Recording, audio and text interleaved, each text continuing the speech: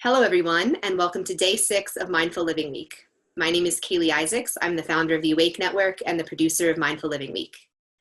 In this session, we're going to be hearing from Maull, who is an author, senior meditation teacher, executive coach, and social entrepreneur, working at the intersection of personal and social transformation. And we're going to be learning about the 7 principles of mindful leadership. Fleet, thanks so much for joining us. My pleasure, Kaylee. Should we jump right in? Sounds great. Okay.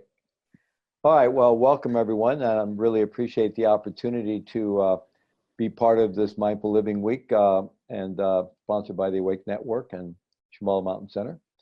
And I'm going to go through a bit of this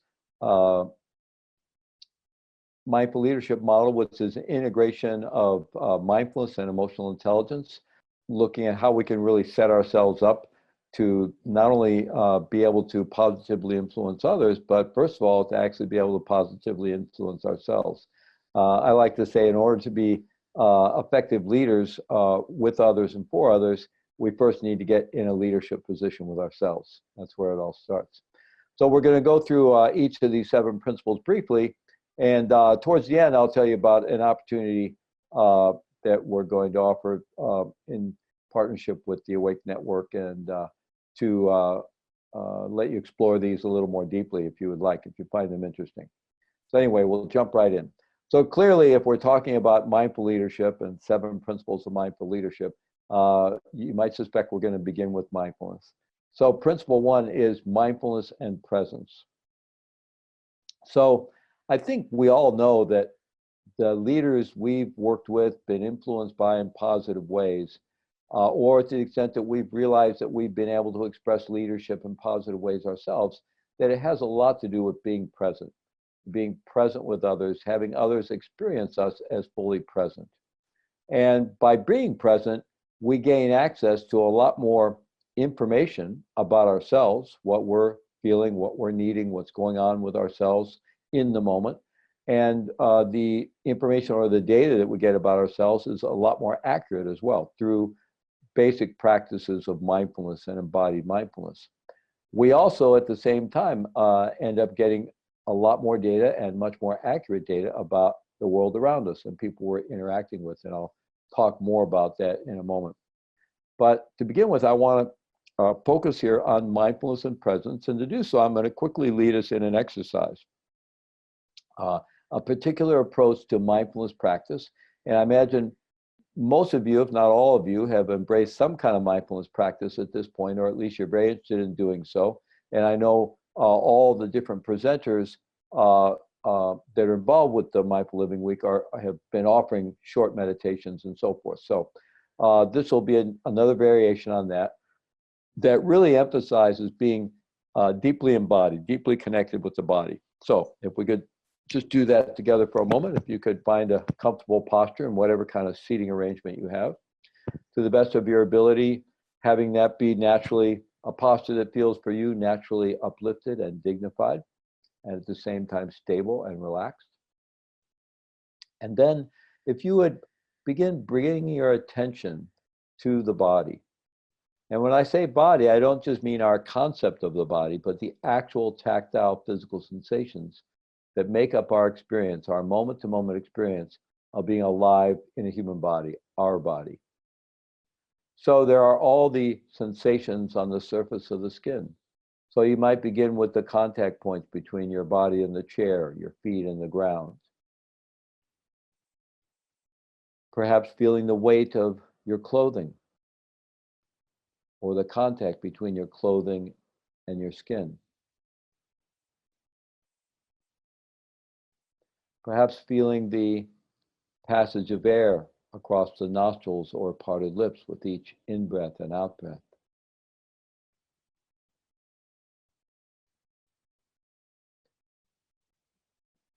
As well, feeling the movement of air in the room, the air movement across the surface of our skin or the temperature of the air in the room. And as always, anytime we notice our mind wandering, we just gently bring it back. We can kind of feel that sense of the distracted mind, just see that, and then come back, gently come back. And each time we come back, deepen our curiosity about this actual moment-to-moment experience of being alive in our body.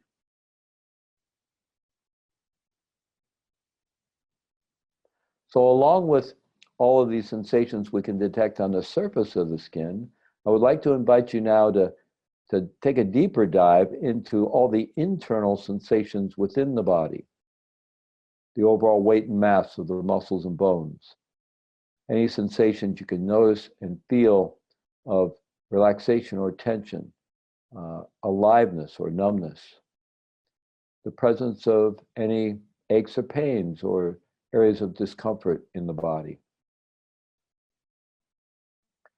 the movement of the diaphragm muscle contracting with the in-breath and relaxing with the out-breath. Perhaps the blood circulation, your pulse or heartbeat. Just the overall flow of nervous energy and life force energy throughout the body, the overall feeling of aliveness. This internal awareness of sensation within the body we call interoception or interoceptive awareness. This is the body's capacity to feel itself from the inside out.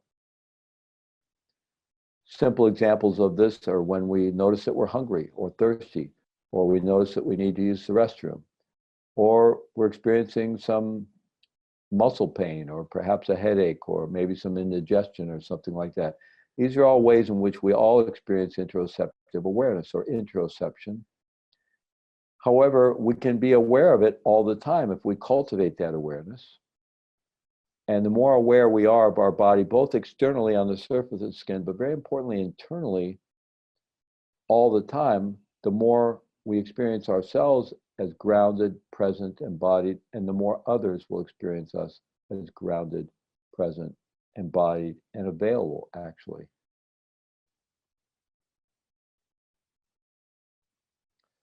Along with being deeply curious about and cultivating this deeper awareness of the body, both inside and out. We can also be aware of whatever's going on for us emotionally. It might just be subtle layers of mood or feeling, as well as being aware of what's going on with our cognitive mind. Lots of thoughts, a few thoughts, busy, anxious, relaxed, just whatever's happening. So breath after breath, tuning in at a deeper and deeper level to our own embodied experience, especially at the tactile physical level within the body. Very grounding, anchoring. The more deeply felt presence we have of our physical body, it makes it more difficult for the mind to wander and easier to bring the mind back. In fact, the mind is more likely to continually wake itself up and come back the more we develop that strong anchor of embodied presence. We also know from science today that this interoceptive awareness is actually very healthy for us. It creates a kind of resonance, it has a nurturing quality, and has a lot to do with releasing stress and releasing trauma from the body. So maybe we could just take a couple of deep breaths and just complete our mindfulness exercise here.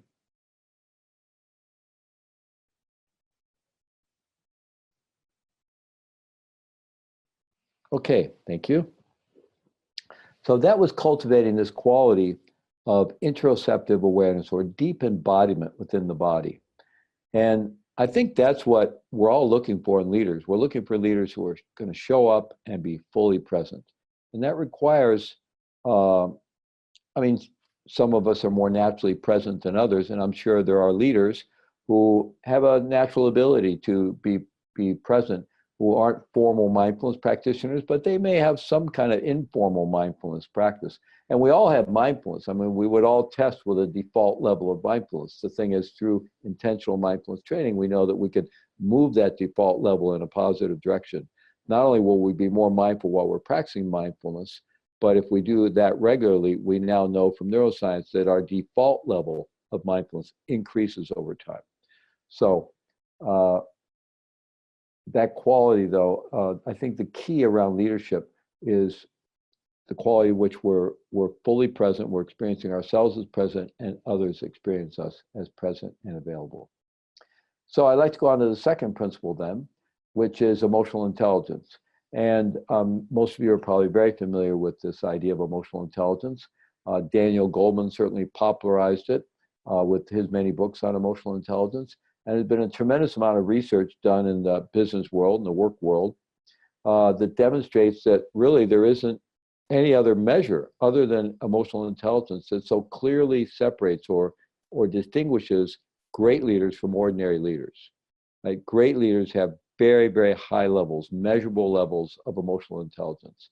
And in Goleman's model, we have these 4 quadrants: self-awareness, and obviously mindfulness has a lot to do with cultivating greater self-awareness and self-understanding, being aware of how our own psychology works and all of our own habitual patterns of mind and feeling, how the body and mind connect, what our hot buttons are, really understanding what makes us tick.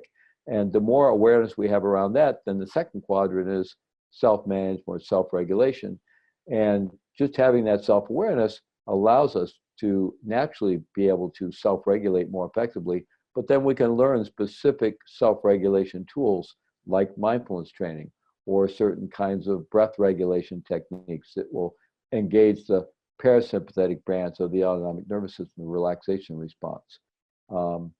And overall, this awareness and capacity for self-regulation and emotional regulation allows us to be in a place where we're continually getting more data about ourselves, more accurate data about ourselves, and we're developing self-understanding, self-empathy, self-compassion, and all of that contributes to being a human being who's really getting in an optimal relationship with oneself. We might say that, in an optimal relationship with oneself. So I'm able to self-regulate to be in the optimal physiological, emotional, mental, spiritual state to step into a situation of leadership and to interact with others. I'm able to self-regulate when I find myself getting in an unresourced state or a less than optimal state. I'm able to use self-regulation tools to get myself back to an optimal state to engage in interactions with others or any form of leadership. So this capacity for self-regulation is very important. The next 2 quadrants obviously have everything to do with working with others: social awareness and effective relationship management. So social awareness is getting more and better data about the world around us in an empathic way. We're really tuning into what others are feeling and needing, and we care about what others are feeling and needing. We're not getting more data about others just so we can manipulate them or the situation, but we have a benevolent intention, and we're tuning in and getting more data, better data about the world around us and the people we're interacting with, so that we can actually be more effective with them and find those win-win solutions where we can all get our needs met in reasonable ways together. So social awareness is about tuning in, and then in the same way that greater self-awareness leads to a greater capacity for self-regulation, greater social awareness leads naturally to a greater capacity for effectively managing relationships, for being skillful in the relational field. And we can also learn all kinds of specific skills to be more skillful in the relational field. All the different communication models, conflict resolution, conflict transformation, things like nonviolent communication, mediation skills, practices around how to have difficult conversations, coaching skills. All these kinds of skills are things we can learn in this 4th quadrant of emotional intelligence to be more skillful in the relational field. But they're all grounded in that social awareness and self-awareness. In fact, all these wonderful models, these communication models, and coaching models, and leadership models, and so forth, they were all invented by people who found a way to become quite self-aware and socially aware, and then they naturally were able to create these effective tools. So self-awareness, self-regulation, social awareness, and managing relationships effectively, or just being skillful in the relational field. So I think you can clearly see how mindfulness plays a role in all this, right? In order to develop greater self-awareness, we need to be present and mindful. In order to be able to self-regulate effectively, we need to be present and mindful. In order to be more aware of the world around us and present to others, we need to be mindful. In order to use communication, coaching skills, leadership skills effectively in relationship with others, requires mindfulness and presence. So the model often is called mindfulness-based emotional intelligence because they integrate quite naturally, and they both kind of, in a very synchronistic way, they both enhance each other. when we're working together with both mindfulness and emotional intelligence. So I want to lead just a very quick little self-regulation tool here. And you can do this anytime, anywhere, and you might want to start with a little mindfulness of body, a little mindfulness of breath, but you don't have to. So just begin breathing in through the nose and out through pursed lips as if through a straw. In through the nose, out through pursed lips as if through a straw. So keep breathing in that way, in through the nose, out through pursed lips as if through a straw. And then we'll begin counting the breaths so that we can extend the out breath a few counts or beats longer than the in breath. So as you're breathing in, you might be counting 1, 2, 3, 4, something like that. And as you're breathing out, 1, 2, 3, 4, 5, 6, 7. So the idea is the out breath is 3 or 4 beats or counts longer than the in breath. So breathing in through the nose, out through pursed lips. In through the nose, out through pursed lips. Perhaps breathing in a 4 count, out a 7 count, or in a 5 count, out an 8 count. You can extend the breath as you relax more, but keep it comfortable. There's no reason to be ambitious or to push it. So let's do that for a minute. Just notice your own physiology as you do that for a minute.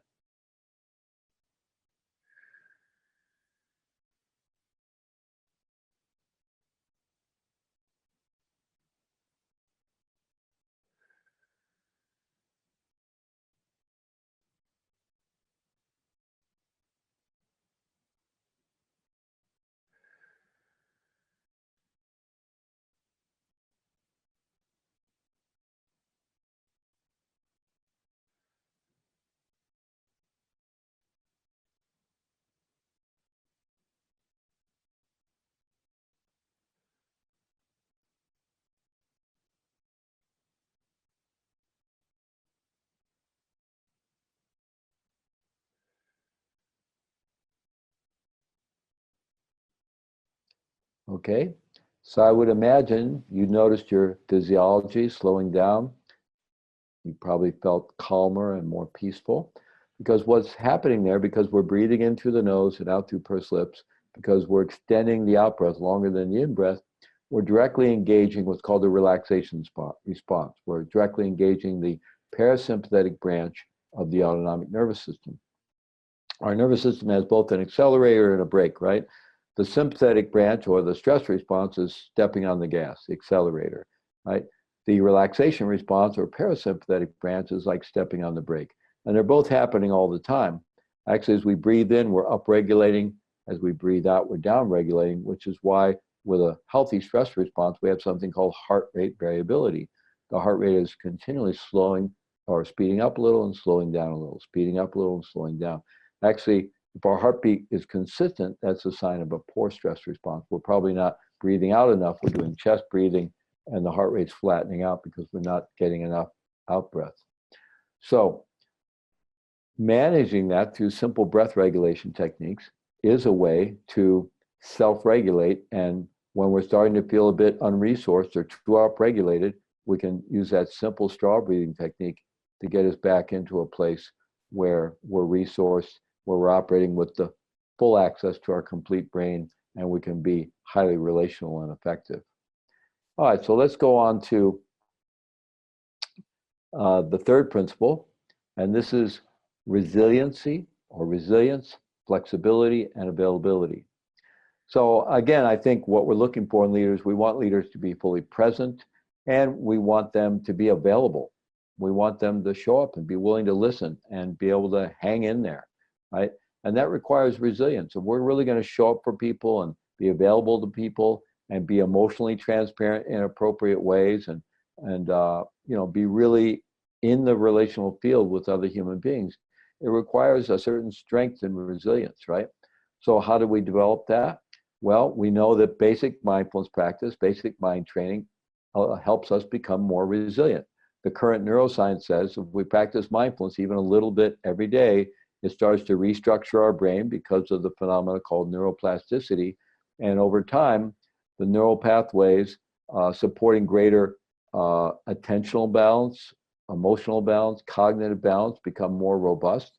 And the neural pathways associated with, it's actually also what becomes more robust is neural pathways that can shut off our upset reactions. Like, of course, we have our feelings, and it's quite natural we may get upset about something or frustrated or angry, but when that's no longer effective or appropriate, we have kind of a brake we can put on that brings us back down to a more normal state. Well, those brakes can get weak. Those neural pathways can get weak. So mind training actually enhances those neural pathways as well. It actually increases the neuronal thickness of these pathways that support greater emotional, cognitive, and attentional balance, and overall, in the long term, health and resilience, a sense of well-being. So we know mind training can do this. We know that things like having that deeply embodied presence, like being internally aware of our own body and everything, it creates this resonance. And we're more likely then to create a resonance with other human beings, which is also part of developing resilience. You know, cells thrive together. If you isolate cells at an individual cellular level, a cell will die. If you put two cells, two animal cells, two human cells, two plant cells together, they'll thrive. If you separate and isolate a cell, it will die. The same thing with human beings. We need other human beings. We're social animals. So when we learn to become deeply embodied ourselves, and we can be that way with others, it creates a resonance that over time also helps us become more resilient. So I want to share another exercise here now that's designed to increase our resilience. So there's a phenomenon you may have heard of called the negativity bias. That was named by two researchers at the University of Pennsylvania. And that our brain is set up to pay more attention to danger, threat, negativity than anything else. Because what's job one for any species? Of course, survival. So naturally, our brain is set up that way to pay more attention to threat. The neuropsychologist Rick Hanson says our brain is set up to act like Velcro for negativity and like Teflon for positivity, right? So we actually know that positive experiences, unless we dwell on them, don't even go into long-term memory. And we don't remember them with near the detail and vividness that we do experiences of threat or danger or discomfort or negativity of any kind. So that's why our long-term memory is mostly full of negativity, which is why the world is the way it is. When we gather over the water cooler at work, what do people talk about? Mostly negativity. When you turn on 6 o'clock news, what do you see? Right? Negativity. What's the most popular television genre today? Reality TV shows. It's all negativity, right? We're addicted to it because that's what's in our long-term memory. And when we're with that, it sets a particular neurochemical mix in the brain that we get more or less addicted to or adapted to. So in order to balance out what's in the long-term memory, Rick Hanson suggests savoring the good. Whenever anything is kind of going well, or we're feeling good or having positive experiences, we actually need to hold those in short-term memory. The science says 12 to 20 seconds. And then it goes into long-term memory. Otherwise, like Teflon, just goes right over. So this particular exercise is designed to sort of begin to shift that landscape there. And so if you'll, again, just take a good posture, one that feels naturally uplifted and dignified for you. And you could begin with mindfulness of body and mindfulness of breathing. And to concentrate, you may find it helpful to close your eyes for this one. You don't have to. You could just have the eye gaze down. And you can do this anytime, anywhere. Just like the straw breathing, you can do anytime, anywhere. I do it when I'm driving to the airport to keep myself calm driving to the airport. This one as well, you can do anytime, anywhere. But again, to learn it, it might be helpful to close the eyes or lower the gaze to begin with, just to focus and learn the exercise. So bringing our attention to the body and to actually feeling the body from the inside out, from the outside in. Feeling the breath. And if the mind wanders, we just gently bring it back. And each time we come back, we drop into a deeper curiosity and a deeper intention to really feel the body from the inside out. Feel the breath as deeply as we can. So that's the ground for this practice of this exercise. Basic mindfulness of body, mindfulness of breath, and cultivating that deep embodied presence, that interoceptive awareness as much as we're able.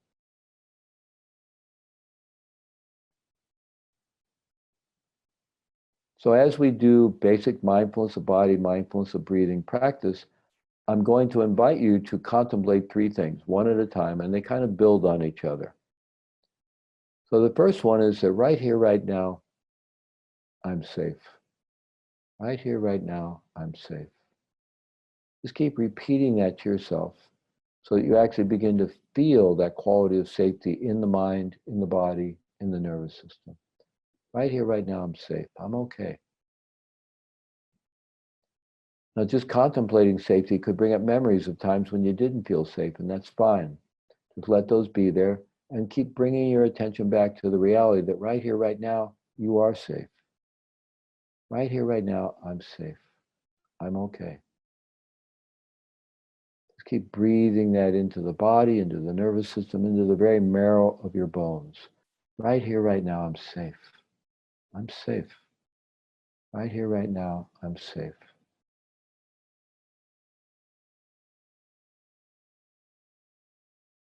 Okay, the second one is right here, right now, I'm resourced. Right here, right now, I'm resourced. My basic needs are met. Food, warmth, shelter, facilities, water. My basic needs are met. I have what I need. So just keep reciting that to yourself silently until you actually begin to feel that quality of being resourced. Right here, right now, I am resourced. I'm okay, I'm resourced. My basic needs are met. Right here, right now, I'm resourced. And that could bring up memories of times when you struggled as well. And you can let those come and go and just keep coming back to the fact that right here, right now, you are resourced. And part of that is owning the fact that you have the capacity to resource yourself. And when you need to, you can ask for help. So right here, right now, I am resourced. Right here, right now, I'm safe and I'm resourced. Breathing that into the body, into the nervous system. Okay, the third and final one is right here, right now, I'm connected. Right here, right now, I'm connected to other human beings. So bring to mind your loved ones, your family members, your closest friends, and feel their presence and feel the reality that you are part of an interdependent web of caring human relationships. Maybe your relationships aren't perfect all the time, but you are connected. You're not alone or isolated. We are connected. There are people that have our back, we have their back. We're part of teams and families. Just keep bringing that to mind. Right here, right now, I am connected. Right here, right now, I'm connected.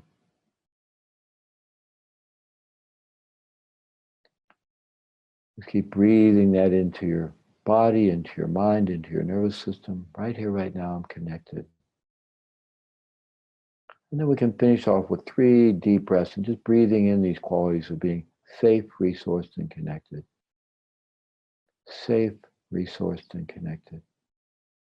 Safe, resourced, and connected. Okay, thank you. So that was kind of a long version of it, but remember, we need to hold positive experiences in short-term memory for 12 to 20 seconds. That's what the science says in order for them to go into long-term memory. So if you did 30 seconds on safe, 30 seconds on resource, 30 seconds on connected, there you have a minute and a half practice. I think we can all find a minute and a half.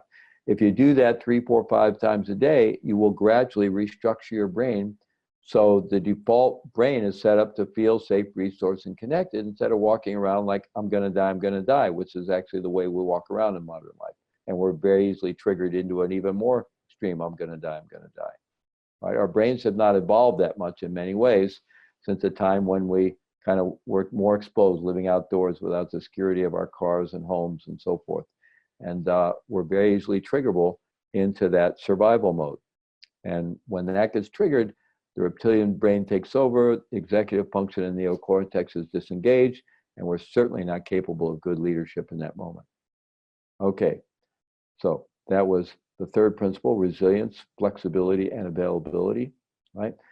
Being resilient, we all know, let me just give a quick example. So let's say we haven't been sleeping well and we've been stressed out about things. And so maybe we picked up smoking again and we're drinking a lot of coffee and we're eating a lot of sugary snacks. Well, what are we going to be like? We all know we're going to be much more triggerable. We're going to be much more irritable, right? We're going to have much less self-control. We're not going to be resilient, right? And we're not going to be flexible and we're not going to be available. We're going to be too, so take that in the opposite direction, right? Taking good care of ourselves so we're well rested. We're using our mind to train ourselves. And the more resilient we are, we're less triggerable, and we just tend to be more open-minded. We're more flexible. We're more fluid. We don't default back into that black and white thinking, us versus them thinking. We're much more open, fluid, flexible, and available to others. Right? So that was resiliency, flexibility, and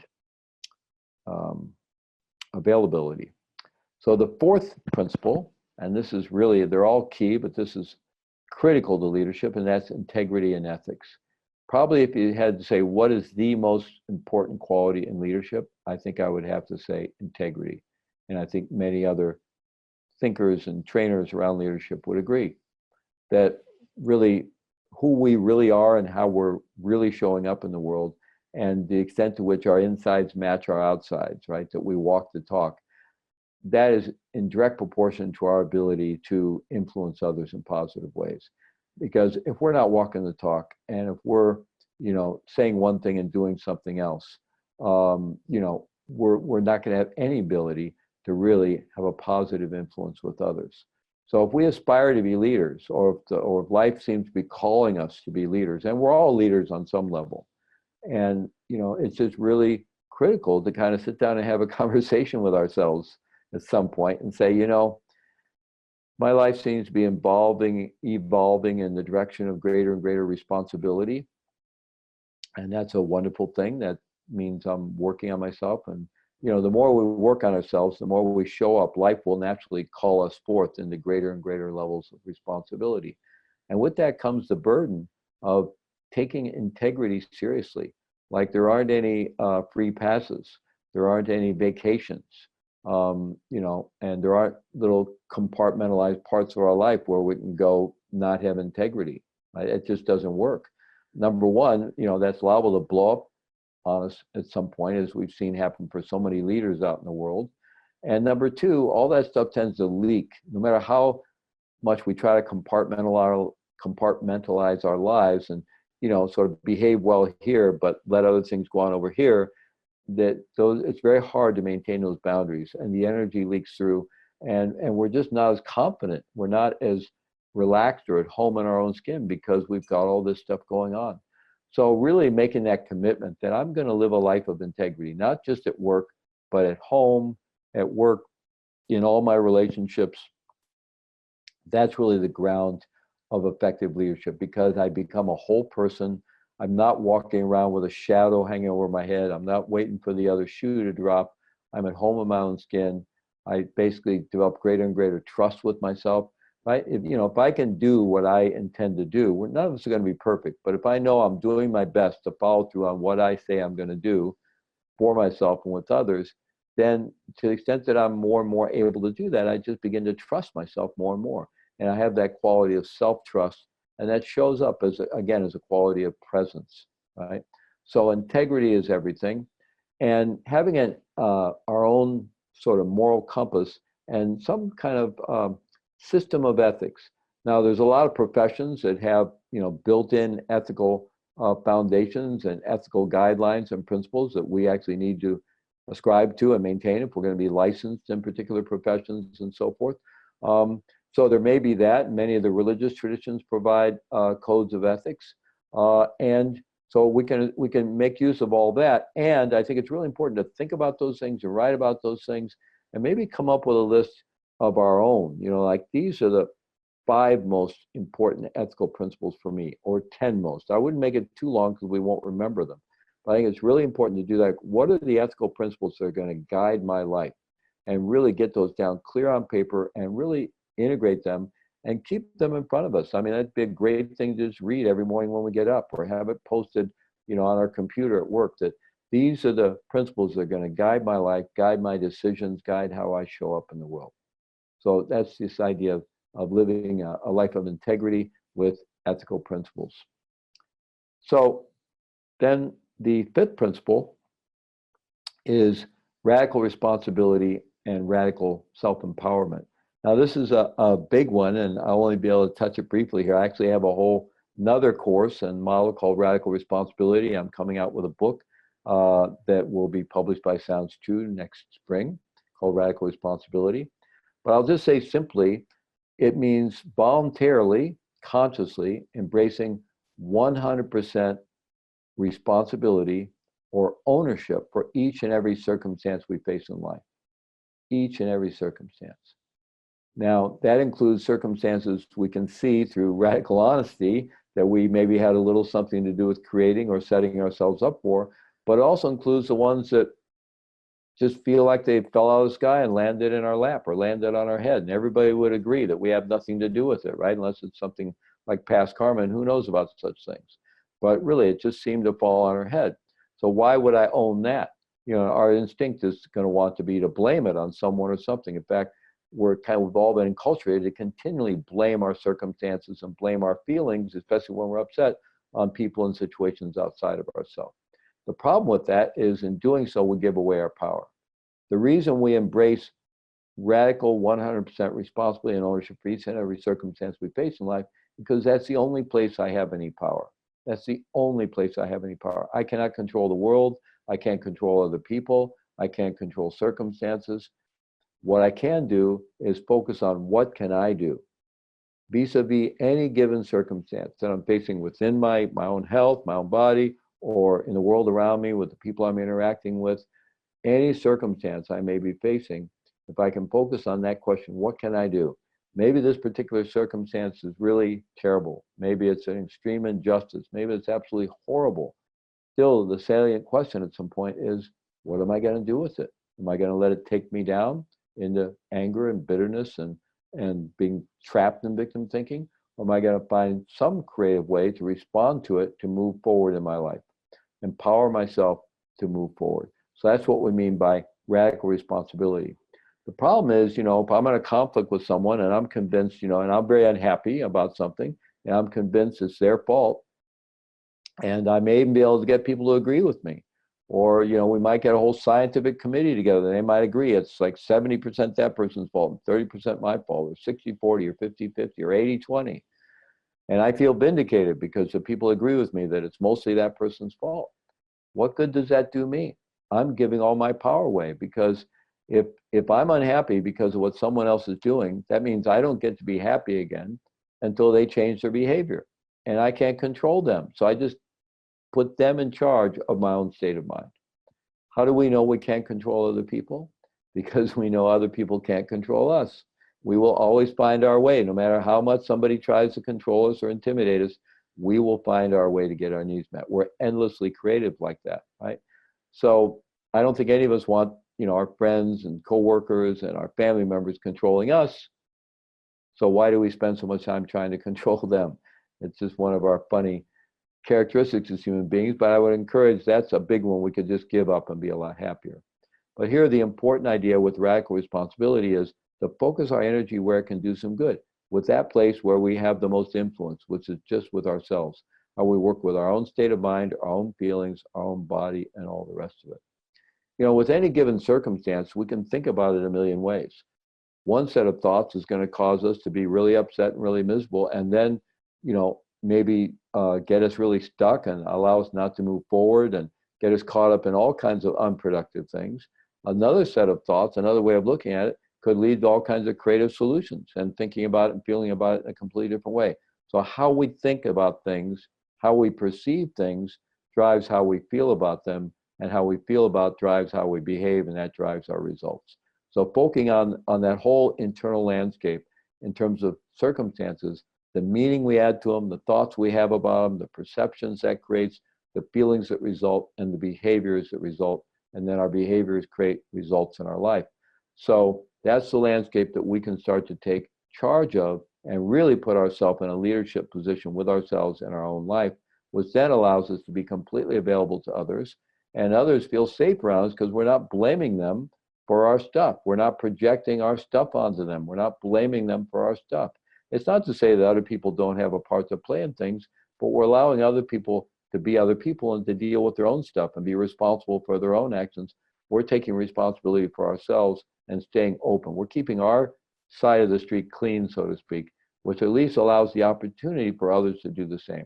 But this is about focusing on ourselves. It's not telling other people what to do.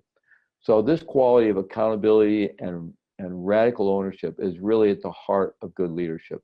And all great leaders manifest this quality to some degree. So the next one, the sixth one, is radical possibility, creativity, and innovation. And, leadership, and especially in the business world, but even in the nonprofit world, even in the government world, we live in a very fast-paced world today, moving very quickly, evolving very quickly. Technology is exploding all the time. So innovation and creativity are absolutely key. And as human beings, we are innovative and creative when we feel safe, when we feel good, when we feel resilient, right? And radical possibility comes out of that mindset of radical responsibility. Because when I ask my question, what can I do vis-a-vis any circumstance or any situation, no matter how challenging it might be, suddenly I'm thinking of solutions. There's always a million possibilities. When I get back above the line, out of the drama, out of the victim-based thinking into what can I do? Or if we're a team, what can we do? Now I'm in the realm of limitless possibility, solution-based thinking. So that's where all the creativity lies, is in continually thinking about what can I do with this? How could I respond to this? Maybe I have the most tyrannical boss in the world. Well, there's a million different ways I can approach anyone. So every human being has a human being button somewhere. If we keep pressing the tyrannical boss button, that's what we're going to get, right?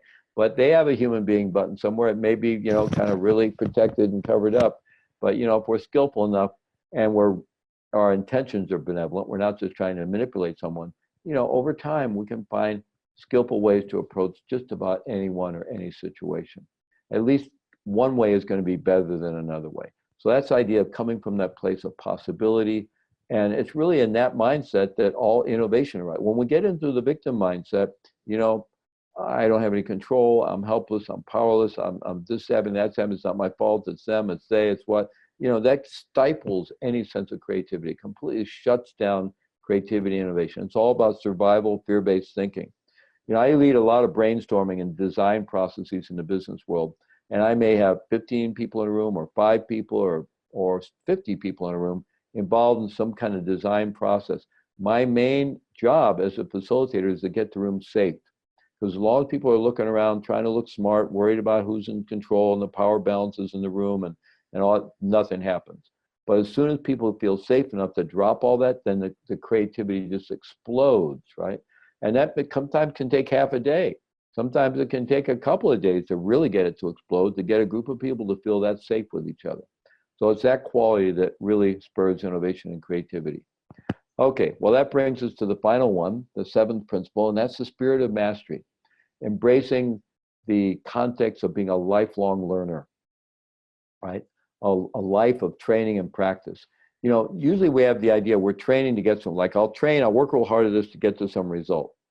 What I'm encouraging here is to realize that that's our life as human beings. We're continually training ourselves. We're continually learning. We're learning, beings. That's who we are. And that's how our brain will thrive throughout the lifespan.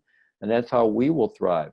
So embracing the spirit of mastery is that not doing that kind of like, oh, it's good enough for government work. I don't want to pick on the government, but that's a famous expression, of just settling for something, right?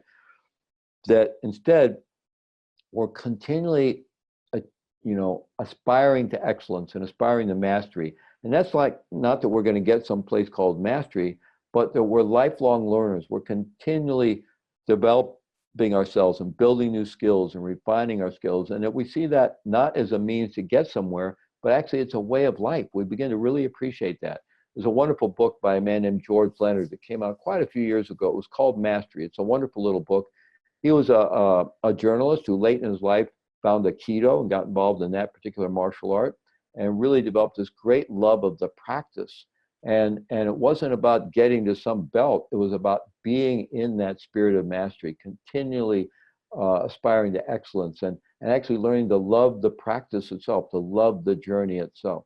So that's what we mean here by the spirit of mastery, embracing that we're lifelong learners. And if we're going to be leaders, the people that we're leading are going to expect us to be developing. They're going to expect us not only to show up every day, but to show up smarter and more skillful each day, right? Because that's what the world is really calling us to do.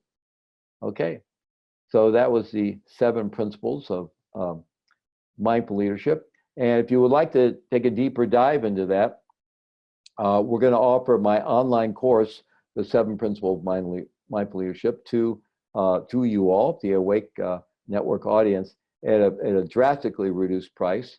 It's currently in the for the corporate world, business world, it sells on my website at $11.97, and in nonprofits, I usually offer it sometimes $3.97, sometimes $4.97. But here it's going to be offered through the Awake Network. It'll be available. There'll be a link for you. You can go there and enjoy the course for just $197. And it's a robust course that was actually filmed at the Mindful Leadership Summit in Washington, D.C. That wonderful leadership conference that's been happening every year for about 5-6 years now. So it was an all-day-long workshop that I filled, and then have added other things to it since then. So it has a feeling of a live workshop that you get to attend. So thank you very much, Kaylee. Thank you so much for your time today, Fleet, and for guiding us through those 7 principles. Yeah, my pleasure.